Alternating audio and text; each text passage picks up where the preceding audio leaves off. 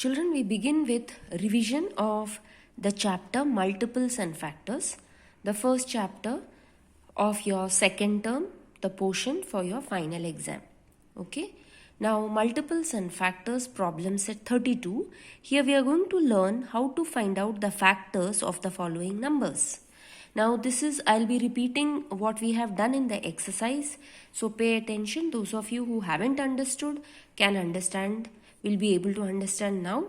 And the others who have, it will be easy for you. It will be like a revision. Now, factors of 8.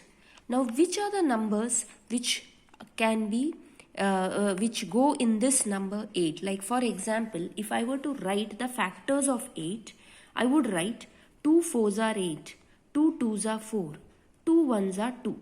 So what are the factors of 8 that I get? 1, 2, 4 and 8.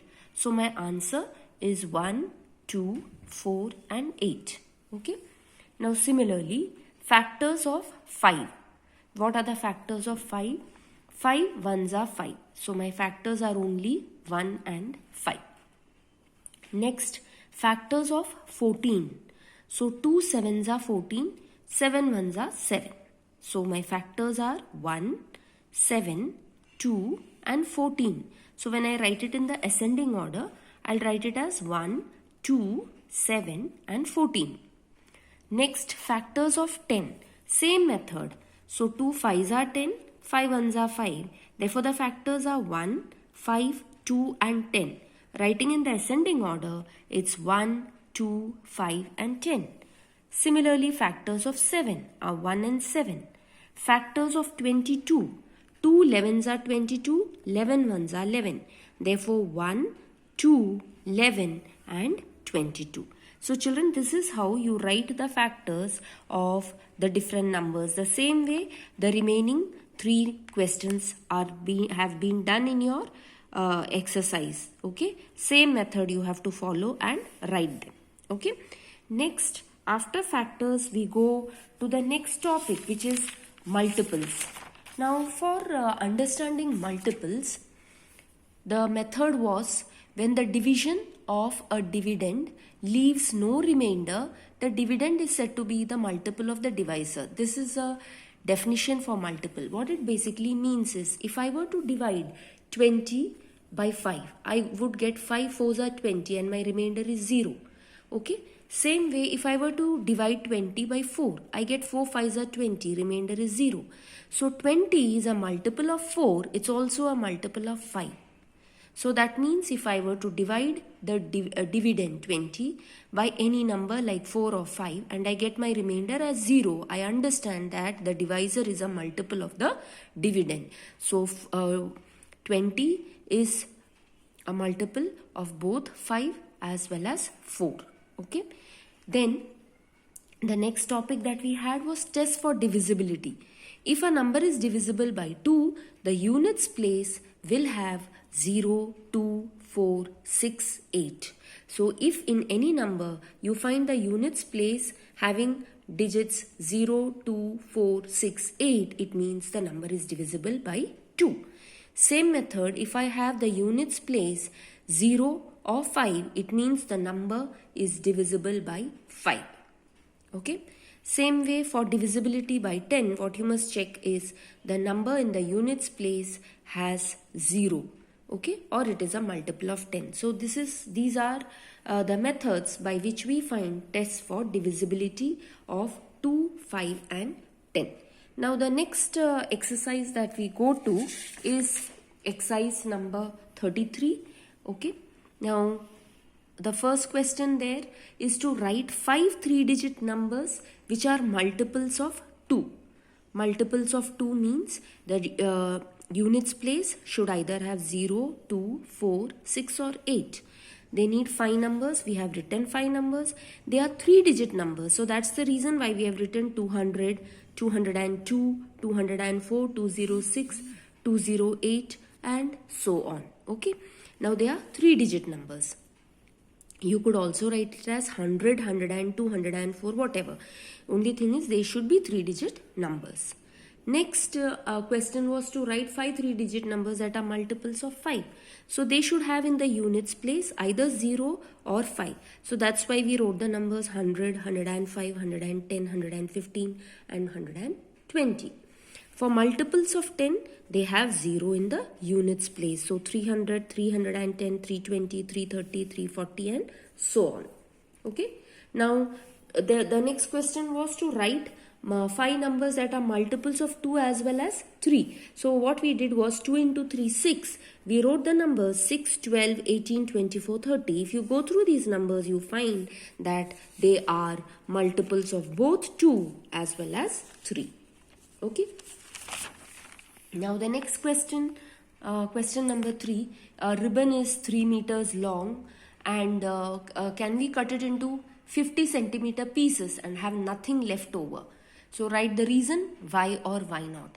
Now you have a 3 meter long ribbon. Now you know 1 meter is 100 centimeters. So 3 meter will be 3 into 100, 300 centimeter. Now if you have to cut it into 50 centimeter pieces, that means 300 will be divided by 50. That 0 and 0 gets cancelled. 5 goes 6 times. So we get exactly 6 pieces and there is nothing that will be left over. Okay. Similarly, question number 4, a ribbon is 3 meters long. I need 8 pieces of ribbon, each 40 centimeter long. How many centimeters shorter is the ribbon than the length I need? So I need 8 pieces of ribbon, each 40 centimeter long. So totally how much do I need? 8 into 40. So that's 320 centimeter. Whereas I have a ribbon how many meters? 3 meters long. That means it's 300 centimeter. So by how much am I falling short? 320 minus 300, which is 20 centimeter. That's the answer. Okay, children. Next, you have the topic prime and composite numbers. Now, we will just go through the definition. Now, this is important. What are prime numbers? What are composite numbers? A number which has only 2 factors, 1 and that number itself, that is called as a prime number. So, a prime number will have only 1 and that same number as its factors. Such numbers are called prime numbers. Now, for example, let's consider this number 2. What are the factors of 2? It's just 1 and 2. Consider the number 3. It's 1 and 3. The number 19. 1 and 19. So such numbers which have just 1 and that number itself as the factors are called prime numbers. Okay. So please learn the definition properly, children.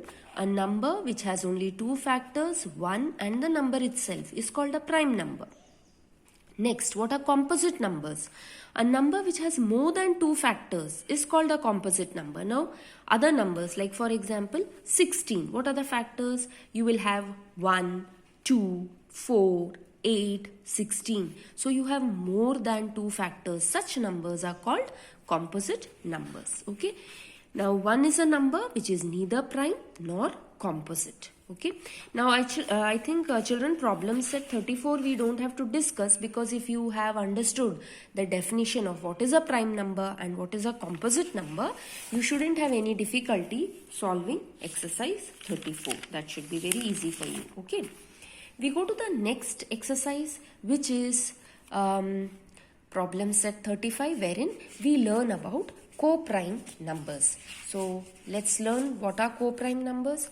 Now, to understand co-prime numbers, numbers which have only 1 as a common factor are called co-prime numbers. That is the definition. Okay, so you will have to learn it. What are co-prime numbers? Page number 49 in your textbook. Numbers which have only 1 as a common factor are called co-prime numbers. Now here,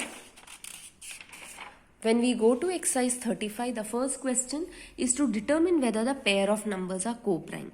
Now you have 22 and 24. What are the factors of 22? We write the factors 1, 2, 11 and 22. What are the factors of 24? You have 1, 2, 3. See, 1 into 24 is 24. 2 into 12 is 24. 3 into 8 is 24. 4 into 6 is 24. 5 is not a factor of 24. Then comes 6. Again we get the same thing. 6 4s are 24. 7 doesn't go. 8 3s are 24. 9, 10, 11 are not factors. 12 twos are 24. 24 ones are 24. So these are the factors of 24. When we look at both these, which are the numbers which are common in them? They have got both 1 as well as 2 which are common. So do they make a set of co-prime numbers? No. So since the common factors are 1 and 2, they are not co-prime numbers. This is how we find out. Same method, 14 and 21. 1, 2, 7 and 14 are factors of 14. 21 is 1, 3, 7 and 21. Again you have 1 as well as 7. So it is not co-prime. 10 and 33. 1, 2, 5 and 10. These are factors of 10. For 33, 1, 3, 11 and 33. What is common in both of them? Only 1. Therefore, 10 and 33 are co-prime. So like this, when I find the factors of two numbers and I find that only 1 is common for both, then they form a pair of co-prime numbers. If you have any other number along with 1, they do not form a pair of co-prime numbers. Okay. Similarly, you can find 11 and 30. They are a pair of co-prime numbers because only 1 is common for them. Okay, so children, I hope you have understood the concept of co-prime numbers and you will be able to solve them. Okay, so children, with this we finish with revision of this chapter, multiples and factors. Go through it well, solve all the sums which are there in the exercise which I have done, and be ready for your exam. I am also sending you the image of the paper pattern for your final examination. It is out of 40 marks. So go through the paper pattern, understand what are the kind of questions which are asked, and accordingly you must prepare. Okay. So that's all children. Thank you.